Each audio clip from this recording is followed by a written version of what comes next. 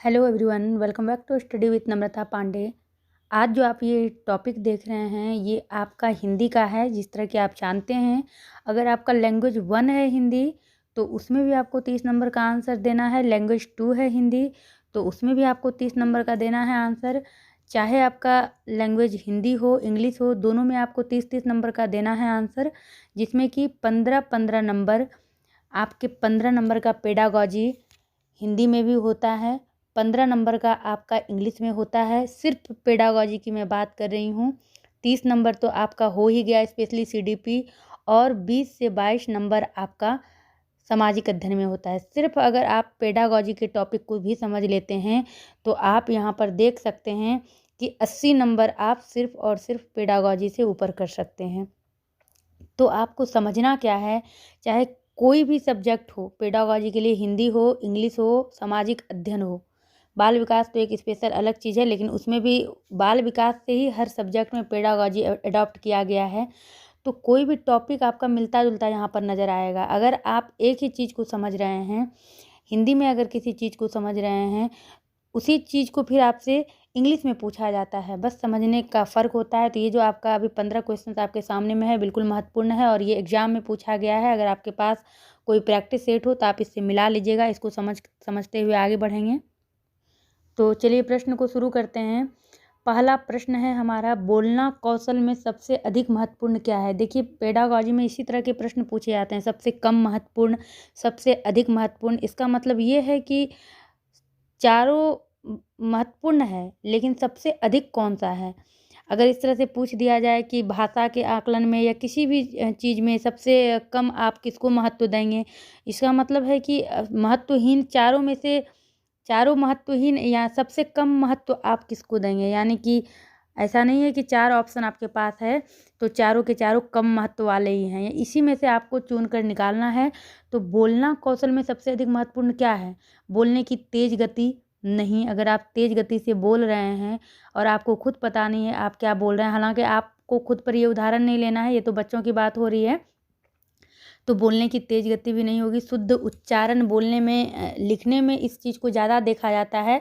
बोलने में जिस प्रकार की कई लोगों के अंदर कमी रहती है, जैसे स दंत स को तालव्य स की तरह बोलना, तो ये शुद्ध उच्चारण भी बोलना कौशल में सबसे अधिक महत्वपूर्ण नहीं है। सबसे अधिक महत्वपूर्ण आँखों देखा वर्णन करना, अगर ये आता है तो आँखों देखा अगर कोई बच्चा वर्णन कर रहा है तो ये बोलने का कौशल नहीं है, बल्कि ये इसका कॉग्निटिव डेवलपमेंट है। उसका जो संज्ञानात्मक विकास है, उसके दिमाग ने जो देखा है जो समझा है उसी को फिर वो वर्णन कर रहा है, तो ये भी नहीं होगा। बोलना कौशल में सबसे अधिक महत्वपूर्ण है समझ कर बोलना। वो जो बोल रहा है उसे भी पता है कि मैं क्या बोल रहा हूँ, और सामने वाला उसकी बात को समझ रहा है, यानी कि बोलने वाला भी समझ कर बोल रहा है और उसके बोलने की गति या बोलने के कौशल से सामने वाले को समझ में आ रहा है।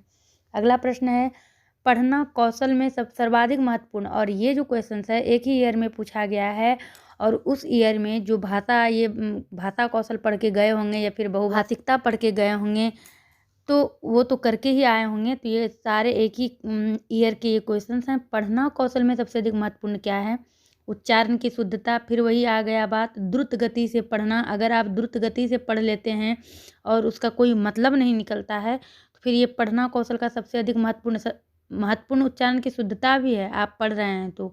लिपि चिन्हों की जानकारी भी है, अगर दीर्घ इकार है तो आपको वहाँ पर जोर लगाना है, अगर ल में दीर्घिकार है तो लीला होगा, हर्षिकार है तो लीला होगा।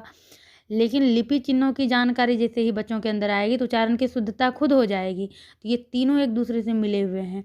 बात यह है महत्वपूर्ण कि अगर बच्चा पढ़ रहा है और साथ साथ उसका अर्थ ग्रहण कर रहा है तो महत्वपूर्ण आंसर है पढ़ना कौशल में सबसे अधिक महत्वपूर्ण है अर्थ ग्रहण करना। अगला प्रश्न है, बहुभाषिक कक्षा में शिक्षक की इतनी योग्यता अवश्य हो कि वह सभी बच्चों की मातृभाषाओं की संरचनाओं को जान सके। देखिए पहला ही आपका सकारात्मक है, बाकी 3 नकारात्मक है। पाठ्य पुस्तक को जल्दी पूरा करने की बात नहीं कही गई है। विभिन्न भाषाओं में पाठों की विषय वस्तु का शब्दशः अनुवाद कर सके, ये किसी भी शिक्षक के लिए संभव नहीं है, क्योंकि एक कक्षा में अगर बहुभाषी बच्चे हैं तो हर बच्चे, कोई तमिल जान रहा है, कोई पंजाबी जान रहा है, कोई मराठी जान रहा है, तो शिक्षक सबको अनुवाद करे, ट्रांसलेट करे, ये शिक्षक के लिए संभव नहीं है। शिक्षक के पास इतनी योग्यता होनी चाहिए, ये बिल्कुल भी संभव नहीं है। और ये जो है सरल प्रश्न पत्र बना सके, ये भी प्रश्न पत्र वगैरह ये अब देखते हैं आजकल मूल्यांकन, आकलन जो भी हो रहा है वो सब बिल्कुल मौखिक रूप से हो रहा है, ज़्यादा पेपर पेन टेस्ट नहीं हो रहा है। तो ये सरल प्रश्न वगैरह भी नहीं है, सभी बच्चों की मातृभाषाओं की संरचनाओं को जान सके कि अलग-अलग क्षेत्र से अगर बच्चा अलग-अलग भाषा को सीख कर आया है, तो हम उसके अर्थ को नहीं समझ पा रहे हैं, तो उसके एक्सप्रेशन को समझें, वो क्या कहना चाह रहा है और उसके मातृभाषाओं को हम बढ़ावा दें, वैल्यू दें। ऐसा नहीं कि अब जो मुझे नहीं समझ में आ रहा है तो बच्चे को डाँट के बैठा दे रहे हैं कि क्लास में सिर्फ़ हिंदी ही बोलना है, ऐसा बिल्कुल भी नहीं है। अगला प्रश्न है आपका बहुभाषिकता। अब देखिए यहाँ पर जो ये प्रश्न है बहुभाषिकता, यानी कि आप कह सकते हैं मल्टीलिंगुअल लैंग्वेज। अब इसमें ये नहीं कह रहा है बहुभाषिकता कक्षा है कि क्या है, डायरेक्ट इसका मतलब ये है कि ये जो बहुभाषिकता है, नीचे से देखिएगा ऑप्शन, भाषा नीति बनाने में बहुत बड़ी बाधा है, नहीं। सबसे पहले जब बहुभाषिकता की बात आए तो बाधा या फिर आप जो सोचिएगा बाधक या बाधा या फिर और भी समस्या खड़ा करने वाली कोई बातें बिल्कुल भी नहीं आएगी। बहुभाषिकता जो है ये एक रिसोर्स है, यानी कि एक संसाधन है। अगर एक कक्षा में कई भाषाओं के बच्चे हैं तो सब एक दूसरे से आपस में अपनी-अपनी भाषाओं में बात करेंगे, अपने-अपने ज्ञान को और भी विस्तृत। एक छोटा बच्चा अपनी भाषा में सामने वाले बच्चे को समझा रहा है, सामने वाला बच्चा उसकी बातों को भाषा के कारण नहीं समझ रहा है। अब जो बच्चा समझा रहा है वो और उसको तोड़ेगा अपनी भाषाओं में, उसे लगेगा कि मैं जो बोल रहा हूँ ये नहीं समझ रहा है, उसको और सरलता से समझाने का प्रयास करेगा, लेकिन सामने वाला बच्चा तो लैंग्वेज के कारण नहीं समझ रहा है। इससे क्या होगा, जो बच्चा अपनी भाषा को समझा रहा है वो और उसमें उसका जो है विकास होते जाएगा लैंग्वेज में। तो ये बहुभाषिकता है, ये क्या है, बच्चे की अस्मिता का निर्माण करती है। इसका मतलब यहाँ पर स्पष्ट है, ये जो एक अत्यंत जटिल चुनौती है, ये सब नहीं होगा, जिसका समाधान संभव नहीं है। भाषा की कक्षा में अनेक प्रकार की समस्याएं उत्पन्न करती है, ये भी नहीं है, क्योंकि नकारात्मक यहाँ पर कुछ देखना नहीं है। बच्चे की अस्मिता का निर्माण करती है। अस्मिता मतलब बच्चे के अंदर एक अहंग भाव पैदा होता है। यहाँ इसका मतलब स्पष्ट है कि एक बच्चे कई भाषाएं जान रहे हैं। बहुभाषिकता का अर्थ यहाँ पर ये है। अगला प्रश्न देखेंगे, भाषा में आकलन करते समय आप किसे सबसे कम महत्व देंगे। देखिए अभी ऊपर में आपने एक प्रश्न देखा था, किसे सबसे अधिक महत्व देंगे या सर्वाधिक महत्वपूर्ण कौन है। यहाँ है भाषा में आकलन करते समय आप किसे सबसे कम महत्व देंगे। अब इसी प्रश्न को अगर आपको इंग्लिश में पूछा जाता है और इसी तरह से पूछा जाता है, मैं प्रयास करूँगी इंग्लिश की पेडागॉजी को भी आपके सामने में रखने का। अगर इंग्लिश का जो भी समरी वगैरह आता है उसमें 15 क्वेश्चन आपका होता है, उसको अगर आप छोड़ भी देते हैं और ये जो आप पेडागॉजी में अगर 15 में से 12-13 भी लेते आते हैं, महत्वपूर्ण है। सिर्फ यहाँ पर समझने की बात है। यहाँ भाषा में आकलन, इसी चीज़ को इंग्लिश में देगा तो असेसमेंट इन लैंग्वेज। तो भाषा में जो आकलन होता है, भाषा में आकलन करते समय आप किसे सबसे कम महत्व देंगे। तो प्रश्नों का निर्माण, यानी कि बच्चों ने उस चीज़ को पढ़ा है, इससे वो प्रश्न को निकाल सकता है, तो ये है आपका महत्वपूर्ण है, कम महत्व नहीं देंगे। प्रश्न के उत्तर को लिखना ये कम महत्वपूर्ण है, क्योंकि उत्तर वो लिख रहा है तो इसमें वो अपना ज्ञान नहीं दिखा रहा है, वो तथाकथित रटा रटाया वो लिख रहा है। सृजनात्मक लेखक अधिक महत्वपूर्ण है भाषा के आकलन में। परिचर्चा भी अधिक महत्वपूर्ण है। तो सबसे कम महत्वपूर्ण क्या है आपका, तो सबसे कम महत्वपूर्ण है प्रश्नों के उत्तर लिखना। भाषा में आकलन तो संभव है, लेकिन किसके द्वारा, केवल परीक्षाओं के द्वारा नहीं, केवल परियोजना कार्य के द्वारा नहीं, केवल गतिविधियों के द्वारा नहीं। गतिविधि यानी कि आपका जो हो गया गत्यात्मक, आप दौड़ना धूपना खेलना, ये हो गया, तो इससे भाषा का आकलन संभव नहीं है। ये जो 4 नंबर आपका है, सीखने सिखाने की प्रक्रिया के दौरान अवलोकन के द्वारा, ये महत्वपूर्ण है आपका 4 नंबर। अगला प्रश्न है, भाषा शिक्षक का दायित्व है कि जो भाषा के शिक्षक जो लैंग्वेज टीचर हैं, जो लैंग्वेज के टीचर हैं, उनका क्या दायित्व है। सभी बच्चों से समान रूप से प्रश्न पूछे। प्रश्न पूछना बहुत बड़ा दायित्व तो नहीं है। सभी बच्चों को समान रूप से गृह कार्य दे। गृह कार्य के विरुद्ध भी है, आप एनसीएफ पढ़े होंगे, शिक्षा अधिकार अधिनियम 2009 पढ़े होंगे। गृह कार्य सबसे दूर, अभी तो यहाँ तक हो गया है कि बच्चे को अधिक भारी बैग भी आप नहीं दे सकते हैं छोटे बच्चों को। गृह कार्य वगैरह, दत्त कार्य वगैरह तो निगेटिव आंसर होता है। सभी बच्चों में भाषा प्रयोग की एक समान कुशलता विकसित करे, जो कि संभव नहीं है। सभी बच्चे में एक समान की कुशलता नहीं होता है, क्योंकि व्यक्तिगत अंतर जो है वो तो होता ही है, जन्मजात ही होता है। कुछ वातावरण के कारण होता है, कुछ अनुवांशिक के कारण होता है, लेकिन एक समान नहीं हो सकता है। ये जो आपका 2 नंबर है, सभी बच्चों की सहज भाषाई क्षमता को पहचाने। जो भाषा जिस बच्चे के लिए सहज है, उसको एक भाषा शिक्षक अच्छे से पहचाने, यही उनका महत्वपूर्ण दायित्व है। अगला प्रश्न है, विद्यालय आने से पूर्व बच्चे क्या करते हैं? भाषा का बिल्कुल ज्ञान नहीं रखते हैं? ऐसा नहीं है। सभी भाषाओं में पूर्ण दक्षता रखते हैं? बिल्कुल नहीं, क्योंकि जब विद्यालय आने के पूर्व है की बात है, तो इसका मतलब बच्चा पहली बार विद्यालय आ रहा है, तो वो सभी भाषाओं में पूर्ण दक्षता कहाँ से रखेंगे? जो पूरी तरह पूरा विद्यालय कॉलेज भी कंप्लीट कर लिए हैं, वो भी सभी भाषाओं में पूर्ण दक्षता नहीं रख सकते हैं। भाषा के व्याकरण की सचेत समझ रखते हैं? बिल्कुल नहीं। दूसरा नंबर आपका बिल्कुल सटीक है। अपनी भाषा में समझने और समझाने की कुशलता से लैस होते हैं। लैस मतलब भरा हुआ, पूरा उसके पास प्रॉपर नॉलेज होता है, लेकिन अपनी भाषा में, जिसको मदर टंग कहते हैं, जिसको मातृ भाषा कहते हैं, जो बच्चा घर में सीखता है, अपने आस पड़ोस पर्यावरण परिवार में सीखता है, उस भाषा में वो अपनी वस्तु स्थिति को, अपनी मनोदशा को समझने और समझाने में वो कुशल होता है। अगला प्रश्न है आपका, बच्चा स्वाभाविक रूप से अपने घर और समाज के वातावरण से अर्जित करता है क्या अर्जित करता है? पहला है आपका व्याकरण नहीं, वाक्य नहीं। बच्चे के अंदर अगर भाषा का निर्माण होता है तो वाक्य स्वयं वो बना लेता है। शब्द नहीं, भाषा। बच्चा स्वाभाविक रूप से अपने घर और समाज के वातावरण से भाषा अर्जित करता है। और इस तरह के प्रश्न को उल्टा कर भी पूछा गया है। और जब भाषा की बातें आएँ तो इस तरह से एक कोटेशन देकर पूछा गया था कि बच्चा भाषा अर्जन युक्ति के साथ पैदा होता है। ये निम्नलिखित में से किन्होंने कहा था? स्किनर का नाम था, ब्रूनर का नाम था, चॉम्स्की का नाम था, पियाजे का नाम था। तो नोम चॉम्स्की जो हैं, इन्होंने, ये अभी भी हैं, बहुत वृद्ध हैं, इन्होंने ही ऐसा कहा है कि प्रत्येक बच्चा जो है भाषा अर्जन युक्ति के साथ पैदा होता है। और ये भाषा अर्जन की इन्होंने बात की है, अधिगम नहीं, क्योंकि अर्जन और अधिगम ये दोनों अलग अलग चीज़ है। अर्जन को इंग्लिश में आप एक्विजिशन कहते हैं, अधिगम को आप लर्निंग कहते हैं। एक्विजिशन जो होता है, अर्जन जो होता है, वो नेचुरल प्रोसेस से होता है, यानी वो स्वाभाविक प्रक्रिया है।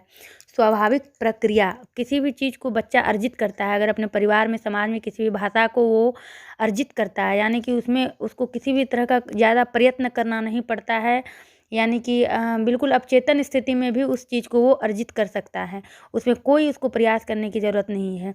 और ये 6 वर्ष तक बच्चा बहुत तेज़ी से करता है। लेकिन जब अर्जन से बात अधिगम पर आती है, तो अधिगम के लिए रिसोर्स चाहिए होता है, संसाधन चाहिए होता है। अगर वो कोई चीज़ अब अधिगम करने चला है, तो उसके लिए उसको बुक चाहिए, प्रैक्टिस चाहिए, चेतन चाहिए। चेतन के साथ वो किसी चीज़ को अधिगम करेगा। जो अधिगम किया जाता है वो फिर भुला भी जाता है, लेकिन अर्जन जो होता है वो बिल्कुल नेचुरल प्रोसेस होता है। तो ये चॉम्स्की, नोम चॉम्स्की ने ऐसा कहा है। कहीं आपको चॉम्स्की मिलेगा, कहीं चॉम्स्की मिलेगा। मनोवैज्ञानिक के नाम में थोड़ा सा कहीं ना कहीं फ़र्क होता है, जिस तरह की मैंने बोर्ड पर आपको बताया है पियाजे के नाम को किस तरह से लिखा जाता है।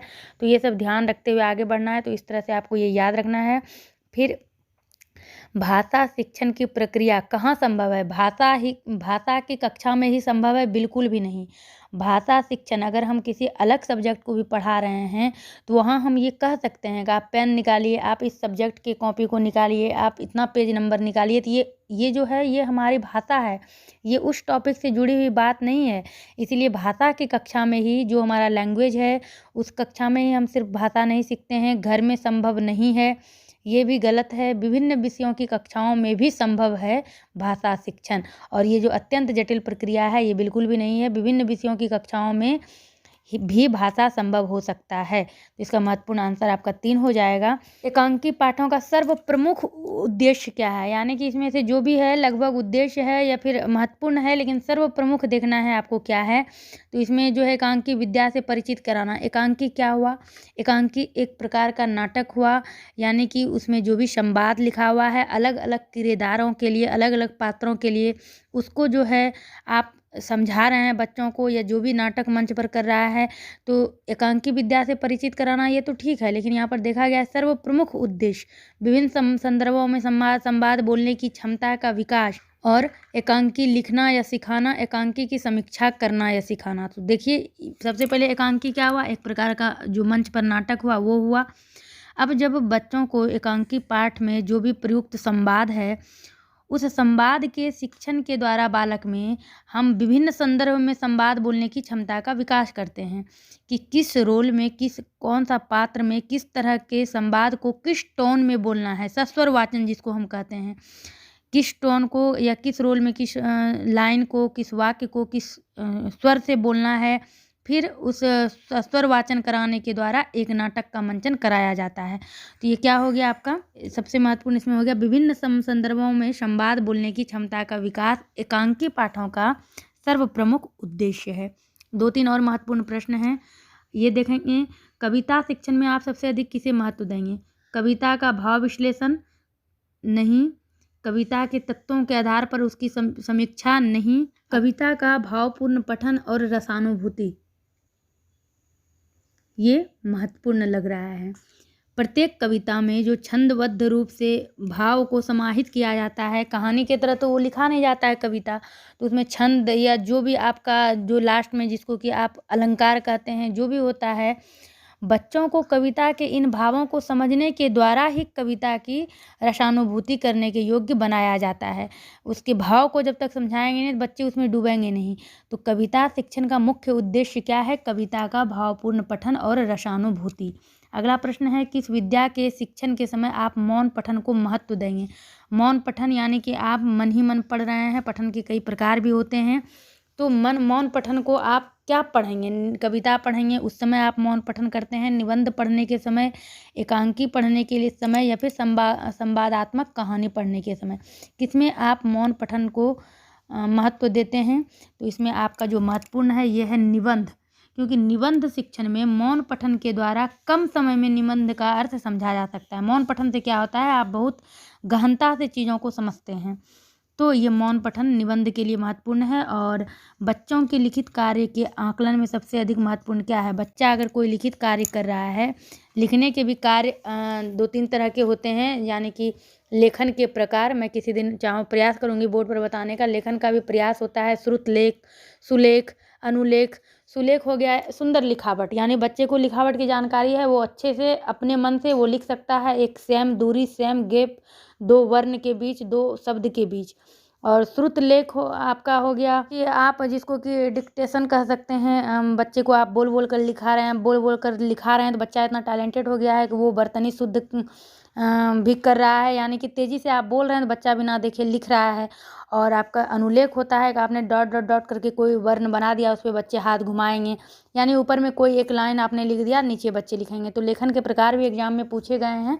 अभी तो बस मैं 10-15 प्रश्न आपको बता रही हूँ, ये पेडागॉजी का है। और ये लेखन के प्रकार भी पेडागॉजी से ही हैं। लेखन के प्रकार भाषाई विकार, शिक्षण सहायक सामग्री, मूल्यांकन या फिर उपचारात्मक, निदानात्मक, ये सभी पेडागॉजी के अंतर्गत आते हैं। शिक्षण के त्रियामी सिद्धांत से भी एक प्रश्न एक बार पूछा गया था, द्विध्रुवीय सिद्धांत भी पूछा गया था, जो कि एडम्स ने दिया था। तो ये सब प्रश्न हैं ऐसे जो कि हर बार लगभग एक न एक पूछे ही जाते हैं। आगमन विधि, निगमन विधि, ये सब तो हैं। और ये ऐसे चीज़ हैं जो कि हिंदी, इंग्लिश और सामाजिक अध्ययन में आपको तीनों सब्जेक्ट में काम आने वाले हैं। तो आपका बच्चों के लिखित कार्य के आकलन में सबसे अधिक महत्वपूर्ण क्या है?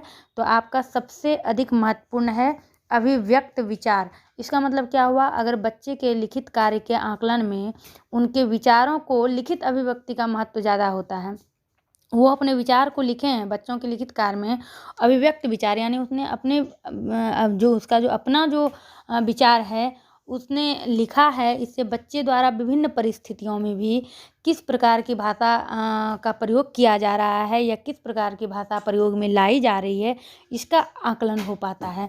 तो महत्वपूर्ण ये है। और आखिरी प्रश्न आपका है, भाषा प्रयोग की कुशलता संभव है? तो भाषा प्रयोग की कुशलता संभव कहाँ है? जहाँ अधिक से अधिक भाषा बोली जाएगी, यानी कि बच्चों के द्वारा जितनी ज़्यादा भाषा का प्रयोग किया जाएगा वो उतने ही भाषा प्रयोग में कुशलता हासिल करेंगे। तो यहाँ पे आपका महत्वपूर्ण क्या हो गया? अधिक से अधिक भाषा प्रयोग से बच्चों के भाषा में कुशलता संभव है। तो ये 15 महत्वपूर्ण हिंदी के पेडागॉजी के प्रश्न थे जो आपके लिए बिल्कुल सहायक होंगे। तो मिलते हैं अब हम आपसे अपने अगले क्लास में किसी एक टॉपिक को लेकर। बने रहिए इस चैनल पर। जो नए हैं चैनल सब्सक्राइब करिएगा। वीडियो पसंद आए लाइक करिएगा। और सामाजिक अध्ययन में से किसी भी सब्जेक्ट का आपको देखना है क्लास, तो मैंने डिटेल में बोर्ड पर बताया है, नोट्स भी प्रोवाइड करवाया है। सामाजिक अध्ययन बाल विकास का भी मैंने कई क्लास लिया हुआ है, तो प्ले लिस्ट में एक बार चेक कर लीजिएगा। मिलते हैं आपसे अपने अगले वीडियो में।